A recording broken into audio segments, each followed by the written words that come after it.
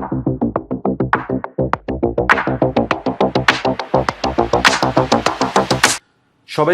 অনেক অনেক প্রীতি ও শুভেচ্ছা জানিয়ে শুরু করছি আজকের ক্লাস। আমি মাহমুদ হাসান, কোর্স কোঅর্ডিনেটর ও টিচার, রেডিয়াম সায়েন্স একাডেমি, জীববিজ্ঞান বিভাগ। সুপ্রিয় শিক্ষার্থী, আজকে আমরা পড়ব সবাত শ্বসনের তৃতীয় ধাপ, অক্সিজেনের উপস্থিতিতে শ্বসন মানে সবাত শ্বসন। এই সবাত শ্বসনের তৃতীয় ধাপ, যে ধাপটা মাইটোকন্ড্রিয়ার ম্যাট্রিক্সে সংগঠিত হয়, সেই বিশেষ ধাপ, যে ধাপে এসিটাইল কোয়ে অক্সালো এসিটিক অ্যাসিডের সাথে যুক্ত হয়ে একটি বিশেষ চক্রাকার পথ অবলম্বন করে অনেক অনেক জৈব অ্যাসিড সংশ্লেষণের মাধ্যমে প্রচুর প্রচুর শক্তি সংশ্লেষণ করে, যাকে বলা হয় শ্বসনের শক্তির মূল উৎস। সেই ধাপটি আমরা পড়তে যাচ্ছি, যাকে বলা হয় ক্রেবস চক্র। একটি বিশেষ চক্র যাকে বলা হয় সবাত শ্বসনের শক্তির ভাণ্ডার, যাকে বলা হয় সাইট্রিক অ্যাসিড চক্র সিএসসি, যাকে বলা হয় টিসিএ ট্রাইকার্বক্সিলিক অ্যাসিড সাইকেল। আমরা আজকে সেই বিশেষ চক্রটি পড়তে যাচ্ছি, যা হলো সহজ কথায় সংক্ষেপে ক্রেবস চক্র। শিক্ষার্থীরা, চলো আমরা সংজ্ঞাটি দেখে আসি। ক্রেবস চক্র কাকে বলে?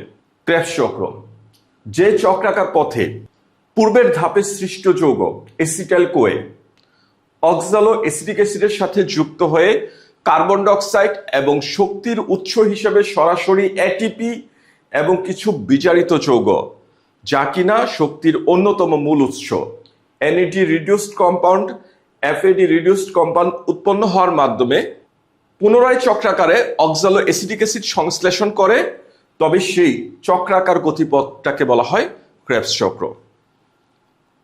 শিক্ষার্থীরা, চলো ক্রেবস চক্রের সংজ্ঞাটা আবার দেখি। কি বলেছি আমি? সবাত শ্বসনের যে ধাপে এসিটাইল কোয়ে অক্সালো এসিটিক অ্যাসিডের সাথে যুক্ত হয়ে কার্বন ডাইঅক্সাইড এবং শক্তির উৎস হিসাবে ATP, NAD, H+, FAD, H+, এবং পুনরায় চক্রাকারে অক্সালো এসিটিক অ্যাসিড সংশ্লেষণ করে, তবে সেই চক্রটাকে বলা হয় ক্রেবস চক্র। শিক্ষার্থী, চলো ক্রেবস চক্রের সংজ্ঞাটা আবার দেখি। যে চক্রাকার পথে এসিটাইল কোয়ে অক্সালো এসিটিক অ্যাসিডের সাথে যুক্ত হয়ে কার্বন ডাইঅক্সাইড এবং শক্তির উৎস হিসাবে ATP, NAD reduced compound, FAD reduced compound উৎপন্ন করে এবং চক্রাকারে পুনরায় অক্সালো এসিটিক অ্যাসিড সংশ্লেষণ করে, তবে সেই চক্রাকার গতিপথটাকে বলা হয় ক্রেবস চক্র। ক্রেবস চক্রের আবিষ্কারক 1937 সালে জার্মান বংশোদ্ভূত একজন ইংরেজ প্রাণ রসায়নবিদ, biochemist sir Hans Adolf Krebs. উনি এসিটাইল কোয়ের জারণকালে এসিটাইল কোয়ে পরবর্তীতে কি কি গতিপথ অনুসরণ করে, কি কি জৈব অ্যাসিড সংশ্লেষণের মাধ্যমে শক্তির উৎস হিসাবে কি কি যৌগ তৈরি করে, তা নির্ণয় করতে গিয়ে 1937 সালে স্যার হ্যান্স অ্যাডলফ ক্রেবস এই বিশেষ চক্রাকার গতিপথটি, যাকে আমরা পরবর্তীতে নাম দিয়েছি ক্রেবস চক্র, এই পথটি আবিষ্কার করেন। এই হ্যান্স অ্যাডলফ ক্রেবস, তাকে সম্মান সূচকার্থে এই চক্রের নামকরণ করা হয়েছে, তাই ক্রেবস চক্র। সুপ্রিয় শিক্ষার্থী, পরবর্তী পয়েন্টটি লক্ষ্য করো। সিএসি ক্রেবস চক্রে প্রথম সৃষ্ট পদার্থ 6 কার্বনের যৌগ সাইট্রিক অ্যাসিড।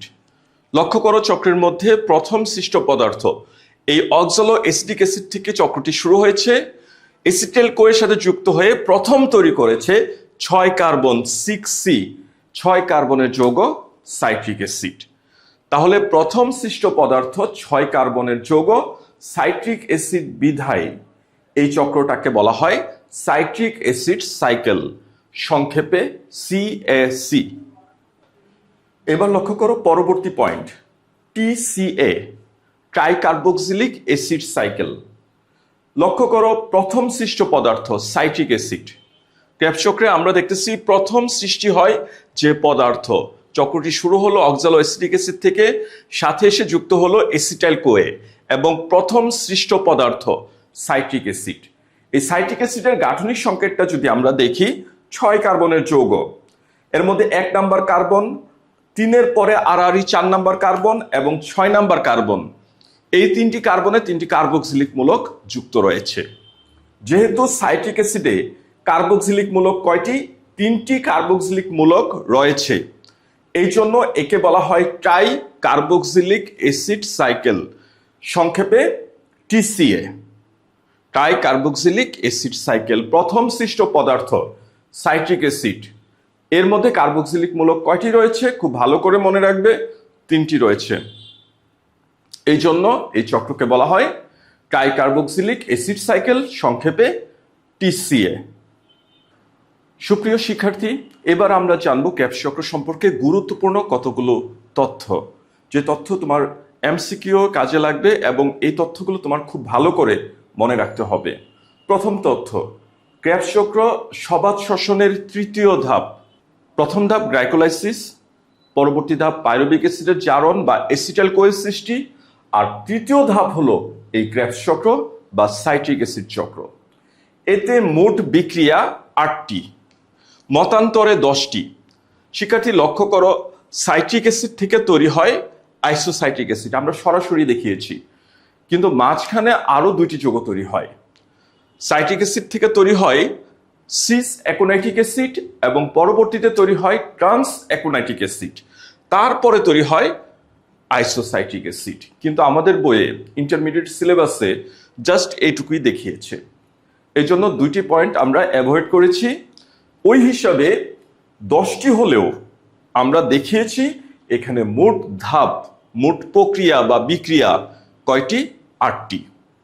আশা করি এই তথ্যটুকু খুব ভালো করে মনে রাখবে। ক্রেবস চক্রের প্রধান কাঁচামাল এসিটাইল কোয়ে। এসিটাইল কোয়ে এসে অক্সালো এসিটিক অ্যাসিডের সাথে যুক্ত হয়েছে, তাহলে এই এসিটাইল কোয়েকে ধরা হয় এই ক্রেবস চক্রের প্রধান কাঁচামাল। খুব ভালো করে মনে রাখবে, ক্রেবস চক্রের কাঁচামাল হলো এসিটাইল কোয়ে। আরো লক্ষ্য করো, এই চক্রটি পুনর চালু রাখতে, অথবা আমরা যাকে বলি আবাসিক অণু, এই চক্রটি একটি কন্টিনিউয়াস প্রসেস, চলতেই থাকে। এই জন্য এই চক্রটি পুনর চালু রাখার জন্য দরকার এই আবাসিক অণু, স্থায়ী অণু অক্সালো এসিটিক অ্যাসিড। তাহলে কি বললাম? এই চক্রটি পুনর চালু রাখার জন্য বা যাকে বলা হয় আবাসিক অণু, কাকে বলা হয়? অক্সালো এসিটিক অ্যাসিড। সুপ্রিয় শিক্ষার্থী, পরবর্তী পয়েন্ট বোঝার আগে কিছু তথ্য শুনো। আমরা দেখেছিলাম গ্লুকোজ। গ্লুকোজ প্রথম ধাপ গ্লাইকোলাইসিস প্রক্রিয়ায় তৈরি হয়েছিল 2 অণু পাইরুভিক অ্যাসিড। পরবর্তীতে আমরা দেখেছি এই পাইরুভিক অ্যাসিডের জারণকালে তৈরি হয়েছে এসিটাইল কোয়ে। লক্ষ্য করো, পাইরুভিক অ্যাসিড কয়টি হয়েছে? গ্লাইকোলাইসিস প্রক্রিয়া আমরা লক্ষ্য করলে দেখতে পারি গ্লাইকোলাইসিসে পাইরুভিক অ্যাসিড কয়টি তৈরি হয়েছে? 2 অণু পাইরুভিক অ্যাসিড তৈরি হয়েছে। শিক্ষার্থীরা লক্ষ্য করো, গ্লাইকোলাইসিস প্রক্রিয়ায় পাইরুভিক অ্যাসিড হয়েছিল কয় অণু? 2 অণু। 1 অণু গ্লুকোজ থেকে আমরা পেয়েছিলাম 2 অণু পাইরুভিক অ্যাসিড। ওই হিসেবে গ্লাইকোলাইসিসের পরবর্তী ধাপ পাইরুভিক অ্যাসিডের জারণ বা এসিটাইল কোয়ে, তাহলে কয়টি বিক্রিয়া ঘটেছে? একসাথে কিন্তু 2টি বিক্রিয়া ঘটেছে, কারণ যেহেতু পাইরুভিক অ্যাসিড 2টা তৈরি হয়েছিল, এই পাইরুভিক অ্যাসিডের জারণ তাহলে আলাদা স্থানে 2বার সংঘটিত হয়। অর্থাৎ এই পাইরুভিক অ্যাসিডের জারণকালে এসিটাইল কোয়ে আমরা যেখানে পেয়েছি এসিটাইল কোয়ে, কয় অণু এসিটাইল কোয়ে তৈরি হয়েছিল? 2 অণু। 2 অণু এসিটাইল কোয়ে এই ধরনের চক্র ঘটিয়েছি কয়টি? 2টি। আবার লক্ষ্য করো কি বলেছি, 2 অণু এসিটাইল কোয়ে এই ধরনের ক্রেবস চক্র ঘটিয়েছে কয়টি? 2টি। তাহলে এখানে আমরা যা পেয়েছি, এই ক্রেবস চক্রে আমরা যা পেয়েছি, আমরা উৎপাদ পদার্থ হিসাব করব তার দ্বিগুণ হারে। অর্থাৎ আমরা এই চক্রে দেখো, ক্রেবস চক্রে আমরা কি যৌগ পেয়েছি একটু লক্ষ্য করলে তোমরা দেখতে পারবে। এখানে NADH2 পেয়েছি কয়টা? 1টা, 2টা, 3টা। NAD রিডিউস কম্পাউন্ড পেয়েছি আমরা 3টি স্থানে। তাহলে আমরা যখন বলবো ক্রেবস চক্রে NAD-র মোট কয়টি সংশ্লেষণ হয়েছে? 3 দুগুণে 6টি। এফএডি দেখো কয়টি সংশ্লেষণ হয়েছে? এফএডি রিডিউস কম্পাউন্ড সংশ্লেষিত হয়েছে এখানে আমরা একটা স্থানেই দেখতেছি, তাহলে আমরা বলবো ক্রেবস চক্রে মোট এফএডি রিডিউস কম্পাউন্ড তৈরি হয়েছে 2 অণু। আরো লক্ষ্য করো আমরা কি বলতে পারি, এখানে এটিপি তৈরি হয়েছে কয়টি স্থানে? একটি স্থানে। এটিপি দেখো সমগ্র প্রক্রিয়া জুড়ে আমরা দেখেছি একটি স্থানে এটিপি সংশ্লেষণ হয়েছে, একটি এটিপি সংশ্লেষণ হয়েছে, তাহলে আমরা বলতে পারি ক্রেবস চক্রে মোট এটিপি সংশ্লেষিত হয়েছে 2টি। আরো লক্ষ্য করো আমরা এখানে দেখতেছি কার্বন ডাইঅক্সাইড তৈরি হয়েছে 1 অণু 2 অণু, তাহলে আমরা বলতে পারি মোট কার্বন ডাইঅক্সাইডও সংশ্লেষণ হয়েছে 4টি। 2 দুগুণে 4 অর্থাৎ 4টি। আরো লক্ষ্য করো এখানে আমরা এই তথ্যও দিতে পারি পানির অণু একটা ব্যবহৃত হয়েছে, 2টা ব্যবহৃত হয়েছে, তাহলে পানি মোট ব্যবহৃত হয়েছে কয়টি? মোট ব্যবহৃত হয়েছে কয়টি? 2টি। তাহলে আমরা বলতে পারি পানির অণু এখানে ব্যবহৃত হয়েছে 4টি। তাহলে এই ছিল গ্লাইকোলাইসিস প্রক্রিয়ার মোট সৃষ্টি বা ব্যয় হওয়া উপাদান বা অংশ। তাহলে আমরা কি কি সৃষ্টি হয় যদি বলি, আমরা দেখেছি এখানে তৈরি হয়েছে 2টি এটিপি, 2টি রিডিউসড এফএডি এবং 6টি রিডিউসড এনএডি। এবং এখানে দেখো আমি বলেছিলাম 4 অণু কার্বন ডাইঅক্সাইড, মোট শ্বসনে তৈরি হয় কয় অণু কার্বন ডাইঅক্সাইড? 6 অণু কার্বন ডাইঅক্সাইড। এর মধ্যে 4টি কার্বন ডাইঅক্সাইড আমরা এখানে সংশ্লেষণ হতে দেখি, 6টির মধ্যে 4টি কার্বন ডাইঅক্সাইড সংশ্লেষ হয়, তৈরি হয় এই ক্রেবস চক্রে। তাহলে আশা করি এই পয়েন্টসগুলো ভালো করে বুঝতে পেরেছো এবং পরীক্ষার জন্য এই পয়েন্টসগুলো খুব ভালো করে মনে রাখবে।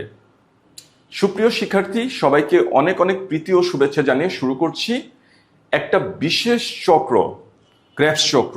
আমরা এবার জানব কিভাবে এই ক্রেবস চক্র প্রক্রিয়াটি সম্পন্ন হয়, কিভাবে চক্রটি আঁকতে হয়, চক্রটি কোথা থেকে শুরু হয়েছে, কোথায় শেষ হবে, এবং চক্র আঁকার ধাপগুলো কি কি হবে, কোন ধাপে কি কি ব্যয় হয়েছে এবং এই ব্যয়ের ফলে কি কি যৌগ সৃষ্টি হয়েছে। চলো শুরু করি। ক্রেবস চক্র, সাইট্রিক অ্যাসিড চক্র, টিসিএ ট্রাইকার্বক্সিলিক অ্যাসিড চক্র, সবাত ও অবাত শ্বসনের তৃতীয় গতিপথ, শ্বসনের শক্তির মূল কেন্দ্র এই ক্রেবস চক্র। তাহলে শিক্ষার্থী পরীক্ষার মধ্যে যদি উদ্দীপক দেওয়া হয় এই তথ্যগুলোই দিবে যে ক্রেবস চক্র, আমরা যেভাবেই হিসাব করি চক্রটি হবে ক্রেবস চক্র। চলো দেখি ইহা ছকে কিভাবে আঁকতে হয় এবং পরীক্ষায় যদি বর্ণনা আসে এই বর্ণনা কিভাবে লিখতে হয়। শিক্ষার্থী লক্ষ্য করো, ক্রেবস চক্রের সর্বপ্রথম ধাপ, সবচেয়ে গুরুত্বপূর্ণ ধাপ, কনডেনসেশন, ঘনীভূতকরণ, একত্রিতকরণ। এখানে কিভাবে লিখেছি? কনডেন্সিং বা সিনথেটিজ এনজাইমের প্রভাবে কনডেন্সিং, কনডেন্স করে 3-4টি যৌগকে একীভূত করে এবং ঘনীভূত করে, সিনথেসিস করে, নতুন কোনো যৌগ সিনথেসিস করে। তাহলে তুমি সিনথেটিজও বলতে পারো বা কনডেন্সিং এনজাইমের নামও বলতে পারো। সিনথেটিজ বইয়ের হিসেবে বলি সাইট্রিক অ্যাসিড তৈরি হচ্ছে, এজন্য এনজাইমের নাম বলা হচ্ছে সাইট্রেট সিনথেটিজ। সাইট্রিক অ্যাসিড সংশ্লেষ করে, তৈরি করে। সাইট্রেট সিনথেটিজ এনজাইমের প্রভাবে অক্সালো অ্যাসিটিক অ্যাসিড, মূল বিক্রিয়ক অক্সালো অ্যাসিটিক অ্যাসিড, বহিরাগত এসিটাইল কোয়ে এবং পানি, এই 3টি যৌগ একীভূত হয়ে তৈরি হয় সাইট্রিক অ্যাসিড। তাহলে কিভাবে বলেছি? হেডলাইন কনডেনসেশন, এনজাইমের নাম কনডেন্সিং অর সিনথেটিজ এনজাইমের প্রভাবে, মূল বিক্রিয়ক অক্সালো অ্যাসিটিক অ্যাসিড। আগেই বলেছিলাম চক্রটি পুনর্পুন চালু রাখার জন্য এই অক্সালো অ্যাসিটিক অ্যাসিড প্রয়োজন, এবং বলেছিলাম এই অক্সালো অ্যাসিটিক অ্যাসিড হলো আবাসিক অণু, এটা স্থায়ীভাবে চক্রে অবস্থান করে। অক্সালো অ্যাসিটিক অ্যাসিড এসিটাইল কোয়ে এবং পানির সাথে বিক্রিয়া করে তৈরি করে সাইট্রিক অ্যাসিড। প্রথম সৃষ্ট পদার্থ সাইট্রিক অ্যাসিড, এই জন্য এই চক্রটাকে বলা হয় সাইট্রিক অ্যাসিড সাইকেল, সিএসি। আবার বলেছিলাম এই সাইট্রিক অ্যাসিড প্রথম সৃষ্ট পদার্থ 6 কার্বনের যৌগ সাইট্রিক অ্যাসিড, যার মধ্যে কার্বক্সিলিক মূলক ছিল 3টি 1 নম্বরে, 4 নম্বরে আর 6 নম্বরে এই তিনটি জায়গায় তিনটি কার্বক্সিলিক মূলক ছিল। এই জন্য এই সাইট্রিক অ্যাসিড চক্র এর অপর নাম TCA, try carboxylic acid cycle. যাই হোক, এখানে তৈরি হয়েছে সাইট্রিক অ্যাসিড। আবারও বলি কিভাবে লিখতে হবে। প্রথম হেডলাইন, কনডেনসেশন। এনজাইমের নাম কনডেন্সিং অর সিনথেটেজ, এনজাইমের প্রভাবে মূল বিক্রিয়ক অক্সালো অ্যাসিটিক অ্যাসিড, এসিটাইল কোয়ে এবং পানির সাথে ক্রিয়া করে তৈরি করে সাইট্রিক অ্যাসিড। প্রথম সৃষ্ট পদার্থ 6 কার্বনের যৌগ সাইট্রিক অ্যাসিড সংশ্লেষিত হয়। শিক্ষার্থীরা লক্ষ্য করো, পরবর্তী ধাপের নাম হলো আইসোমারাইজেশন। সমাণুক তৈরি করে, আইসোমার তৈরি করে। অর্থাৎ এখানে আমরা যে কয়টি যৌগের কথা বলবো সবই হলো সাইট্রিক অ্যাসিডের আইসোমার, সমাণুক। সমাণুক বলতে আমরা কি জানি? আণবিক সংকেত এক হবে কিন্তু গাঠনিক সংকেত ভিন্ন হবে। সাইট্রিক অ্যাসিডের সমধর্মী যৌগ যাদের আণবিক সংকেত এক কিন্তু গাঠনিক সংকেত ভিন্ন প্রকৃতির হবে, তাহলে এমন যৌগ তৈরি হয় আইসোসাইট্রিক অ্যাসিড। শিক্ষার্থীরা মনে রাখবে, এখানে কিন্তু আরো 2টি যৌগ মাঝখানে তৈরি হয়েছিল। একটি যৌগের নাম হলো সিস অ্যাকোনাইটিক অ্যাসিড, আরেকটি যৌগের নাম হলো ট্রান্স অ্যাকোনাইটিক অ্যাসিড। এরাও কিন্তু সাইট্রিক অ্যাসিডের আইসোমার বা সমাণুক। তাহলে প্রথম সিস অ্যাকোনাইটিক অ্যাসিড, পরবর্তীতে ট্রান্স অ্যাকোনাইটিক অ্যাসিড হয়ে, তাহলে কিন্তু আমরা বড় হওয়ার জন্য এই ধাপ দুটাকে অ্যাভয়েড করেছি। আমরা ইন্টারমিডিয়েট সিলেবাসে মোট ধাপ দেখব কয়টি? 8টি ধাপ। এই 2টি যৌগ যদি আমরা এখানে দেখাতাম তাহলে ধাপ হয়ে যেত কয়টি? 10টি। বাদ দেও, আমরা দেখাইতেছি ডাইরেক্ট সাইট্রিক অ্যাসিড থেকে তৈরি হয়েছে আইসোসাইট্রিক অ্যাসিড।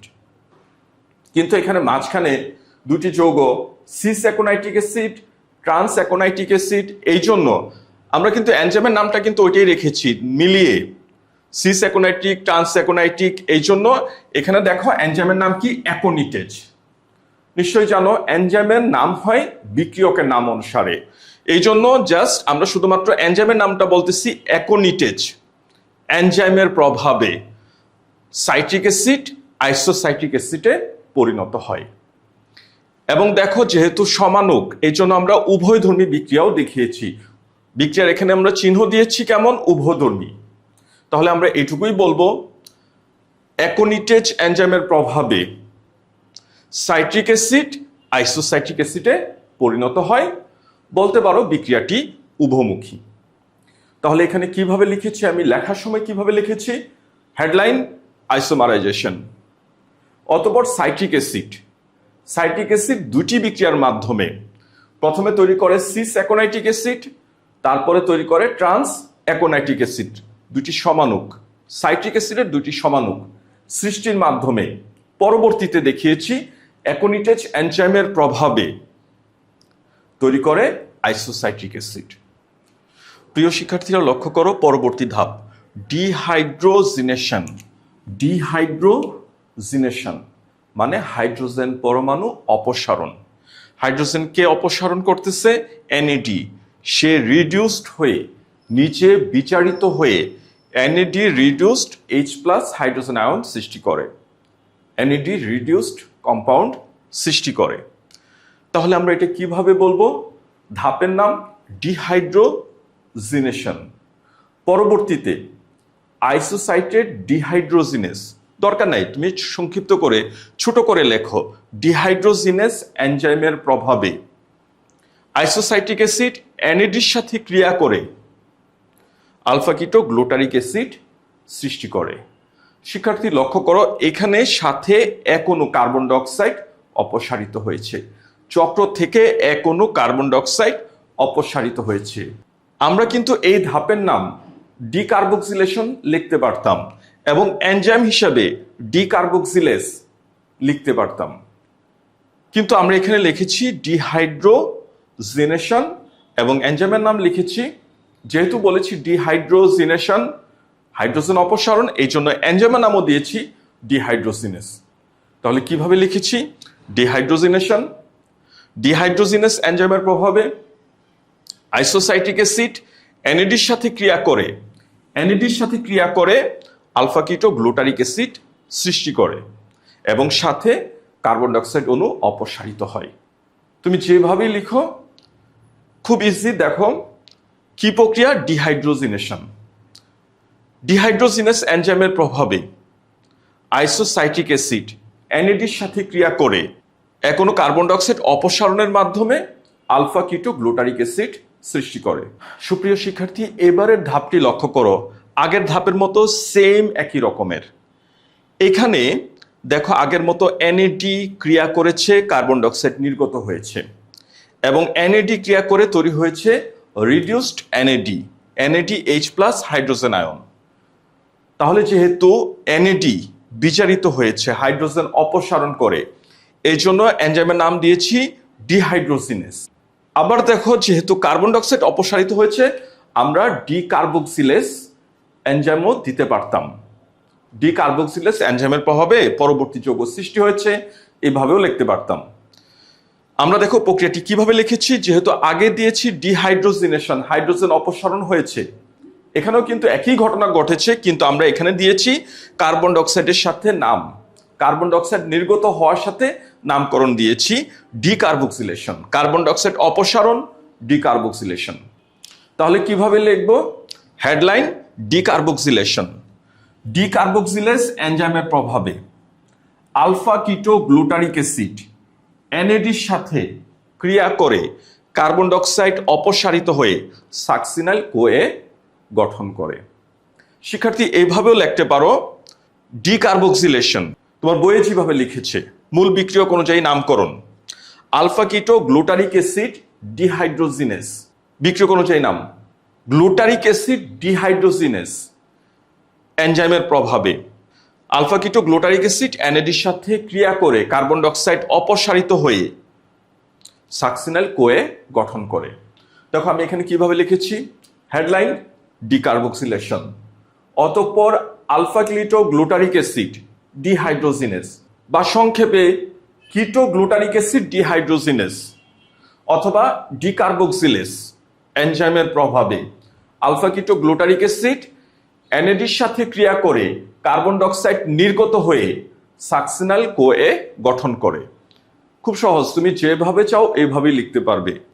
তাহলে লক্ষ্য করো, হেডলাইন ডিকার্বক্সিলেশন, এনজাইমের নাম ডিকার্বক্সিলেস অথবা কিটো গ্লুটারিক অ্যাসিড ডিহাইড্রোজিনেস এনজাইমের প্রভাবে মূল বিক্রিয়ক আলফা কিটো গ্লুটারিক অ্যাসিড এনএডির সাথে ক্রিয়া করে কার্বন ডাইঅক্সাইড অপসারিত হয়ে সাকসিনাইল কোএ যৌগ গঠন করে। শিক্ষার্থী, এবারের ধাপের নাম হলো এটিপি অর জিটিপি সিনথেসিস। এক্ষেত্রে শক্তি হিসাবে এটিপি সংশ্লেষণ ঘটে। এটিপি না হলে কোনো কোনো ক্ষেত্রে জিটিপি গুয়ানিন ট্রাইফসফেটের সংশ্লেষণ ঘটে। এটিপির মোটামুটি সমান সমানের অংশ হলো এই জিটিপি, গুয়ানিন ট্রাইফসফেট, একই রকমের শক্তি পাওয়া যায়। তাহলে এখানে এটিপি অর জিটিপির সংশ্লেষণ ঘটে, এই হিসেবে আমরা হেডলাইন দিলাম এটিপি অর জিটিপি সিনথেসিস। কিভাবে লিখব? এনজাইমের নাম সিনথেটেজ, লিখতে পারো বইয়ের ভাষায় সাকসিনাইল কোএ সিনথেটেজ এনজাইমের প্রভাবে মূল বিক্রিয়ক সাকসিনাইল কোএ এডিপির সাথে ক্রিয়া করে, সহায়ক বিক্রিয়ক এডিপির সাথে ক্রিয়া করে সাকসিনিক অ্যাসিড গঠন করে বা সৃষ্টি করে।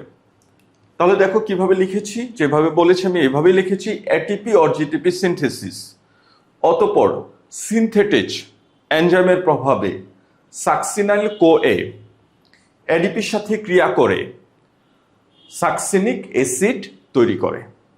শিক্ষার্থীরা লক্ষ্য করো, আবার ওই একই রকম আরেকটি ধাপ ডিহাইড্রোজিনেশন, হাইড্রোজেন অপসারণ।